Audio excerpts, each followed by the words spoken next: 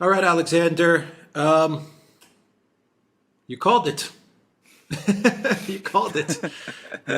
Quasi Kwarteng is out. With its Quasi Kwarteng is out. Liz Truss is next. I believe Yeah. is that how things are going to proceed? Regime change. Regime change. That's Change. that's Go ahead. exactly what we're seeing. That's what we're seeing in London, and yes, I think that is exactly what we're seeing. I mean, throughout the media reports this morning, there's been a bombard of messages that Kwarteng was about to be sacked. I'm not even sure whether Truss had that plan this morning, but the media basically told her that that was what was going to happen. The Conservative MPs were primed, the markets were made ready. There would have been an absolute crash in the markets if it had not happened. Kwarteng was summoned back from Washington to London. He met with Truss this morning in Downing Street, and he's out. He's sacked. I think it's the shortest period of time anybody has ever been Chancellor in British history. But that's only the opening overture. It's only the raising of the curtain, if you like, because we're now also getting reports that there's a group of senior Conservative MPs and ministers, and they're getting together, and early next week, by which I presume they mean Monday, they will be meeting Liz Truss herself, and they will be telling her to go too. And if she doesn't go, there will no doubt be a vote of no confidence. They'll have to change the rules to arrange it, but there will be a vote of no confidence forcing her to go. And there's further reports which were circulating yesterday that the successor has already been picked. I don't think we are going to be surprised that it's Rishi Sunak, billionaire globalist and all that. Apparently he's in some sort of dream team, nightmare, I suppose, to some, with Penny Mordaunt. I'm not sure what job she's been given.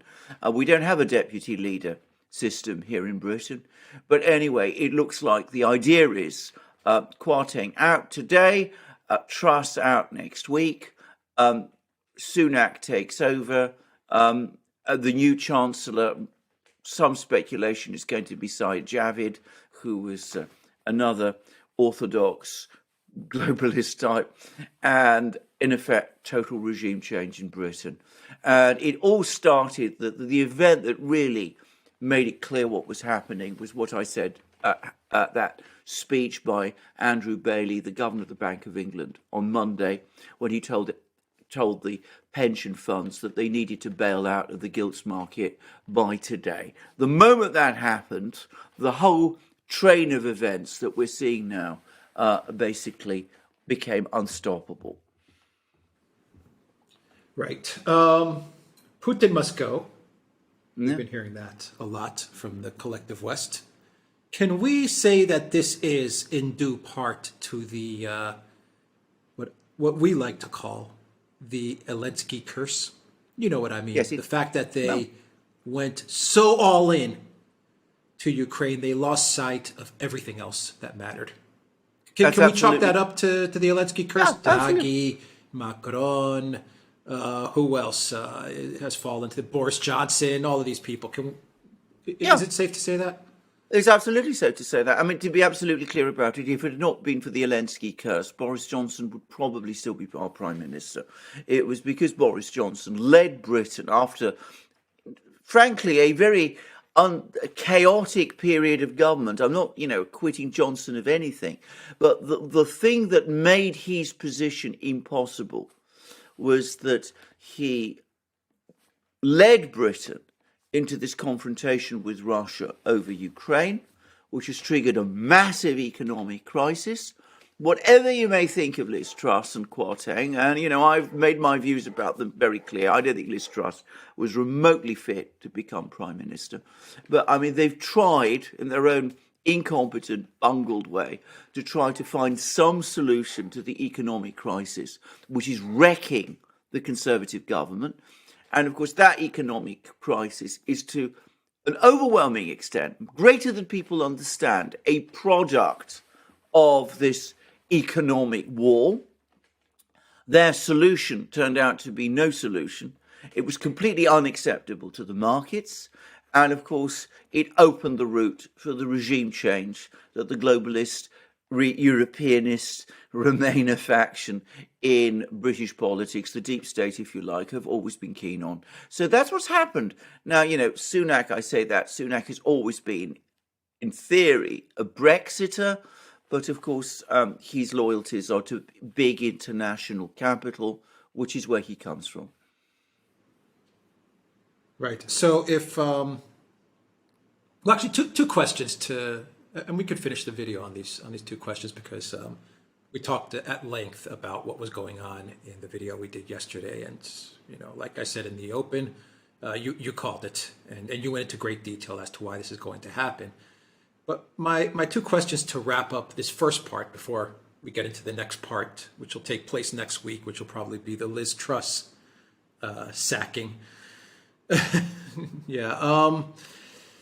Why did they appoint Liz Truss as prime minister?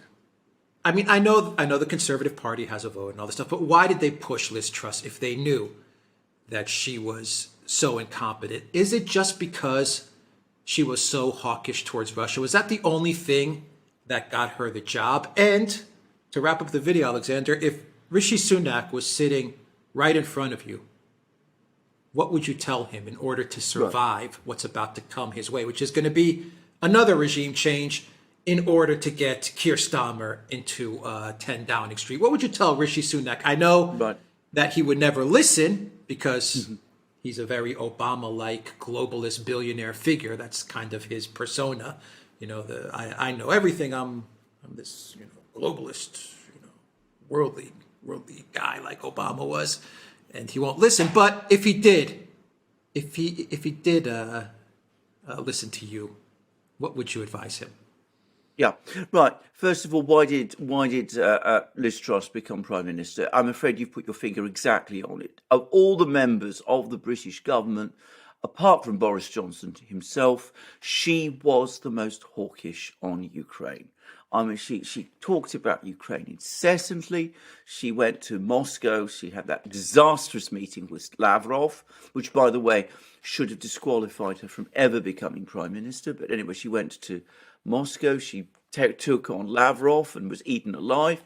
But anyway, she did. She's been outspoken in her support of Ukraine. That was popular with some members of the Tory party. It was also popular, of course, with the deep state. I mean, it made them feel that this is somebody that is reliable up to a point.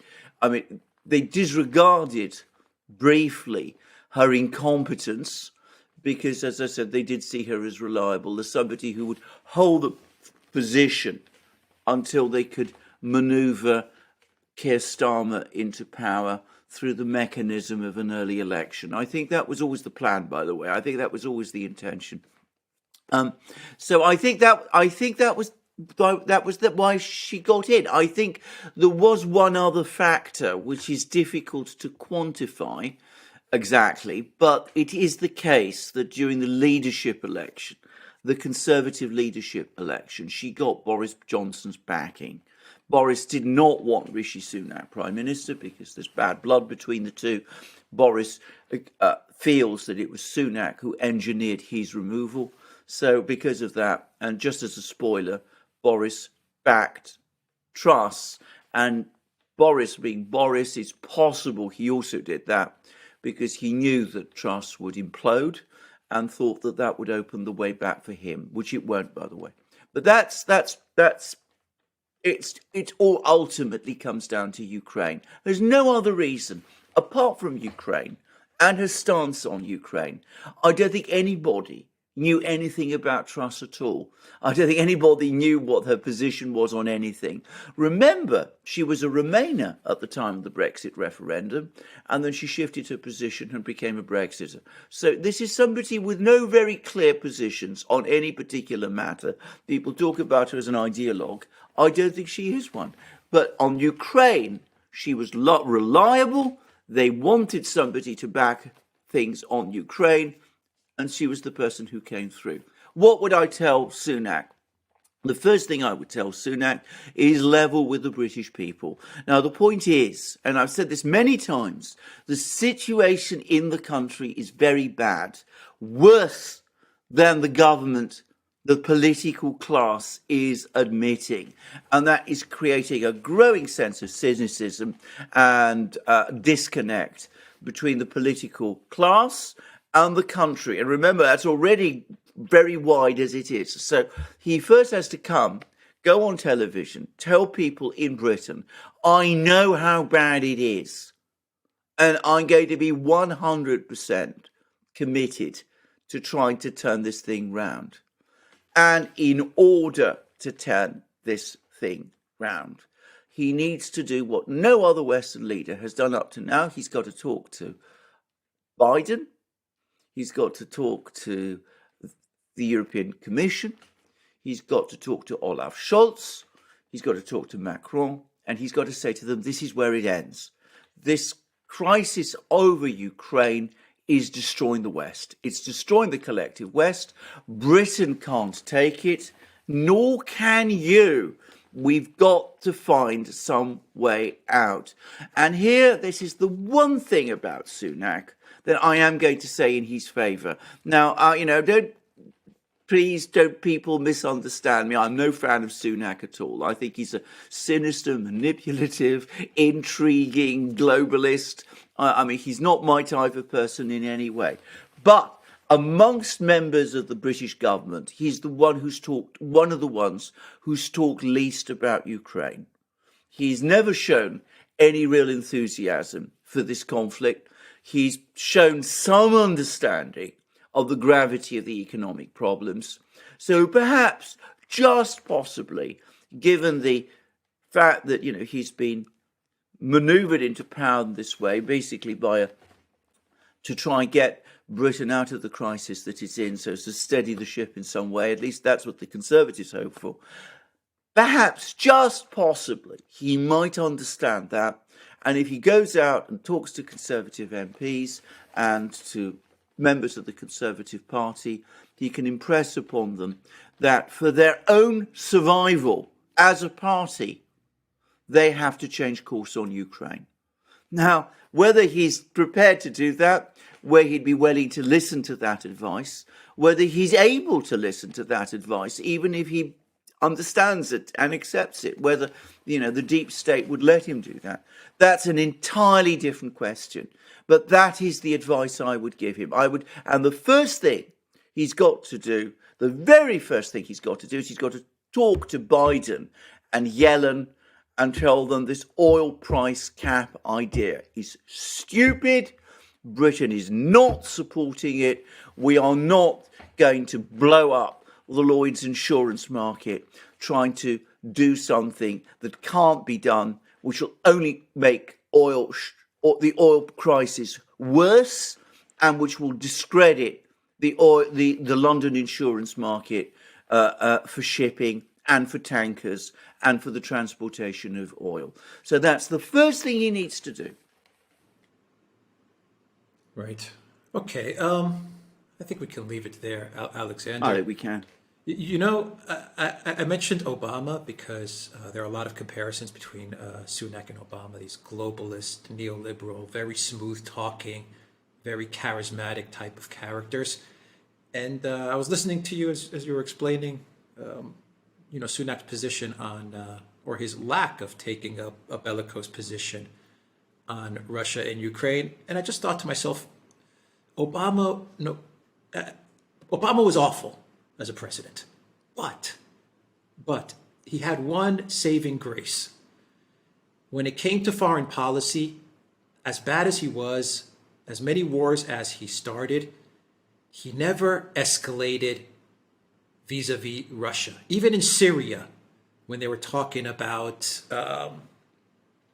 no-fly zones and stuff like that, Obama, he went against the grain and he pulled back because he knew that there was a certain line he couldn't cross.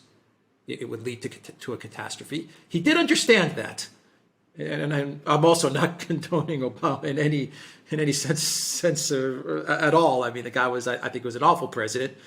But he did have that sense. I wonder if Rishi Sunak also has that type of sense to him, where he says, like you said, we've taken it too far. We've taken it too far. We can't escalate anymore. We need to pull back. Absolutely. Can I just say, I agree completely with you about Obama, and notice how quiet Obama has also been about Ukraine. I mean, he's not been going out making speeches over supporting Ukraine. He's not been doing photo ops with Elensky or anything of that kind. So, I think that's a very good point, by the way. I don't know about Sunak. I think he's a clever man. He's every bit as manipulative as Obama was. He even looks a bit like Obama in some ways, I find. I think he might have that sense of reality, but I'm afraid we'll just have to wait and see. I mean, the other thing to say about Sunak is, of course, that he will certainly become Prime Minister. If he becomes Prime Minister, he will certainly be a Prime Minister who's come in a very unusual way. He won't have been elected by party members. He won't have won an election. He will have come to power entirely as a product of intrigue. And of course, that would put him in a pretty weak position, I would have thought. So, if the deep state comes along and says you're not moving or changing anything on the Ukraine, you've got to send them another £20 billion. Well, he's going to be very tough for him to change course, whatever he may think in private. But, if he does think differently, and as I said, he's been one of the most reticent on this subject up to this point, well, perhaps he can start to make those moves, which I think he should make. By the way, if he were to make those moves, all the indications are, and I really believe this, that he would find a lot of support in the country. I think that I've noticed that, the Ukrainian flags that you used to see in windows here are now disappearing one by one. One very big one, a few meters from my house, has just vanished. I think people are becoming tired of this thing. And I think if they felt that this is the way to right the ship, they would back him. But he's got to be very straight with the British people. And I don't know that he has that skill. I don't know that he can. Okay. We'll leave it there. theduran.locals.com, everybody. And look for us on Rockfin and the Duran shop. 10% off. Use the code GOOD DAY. Take care.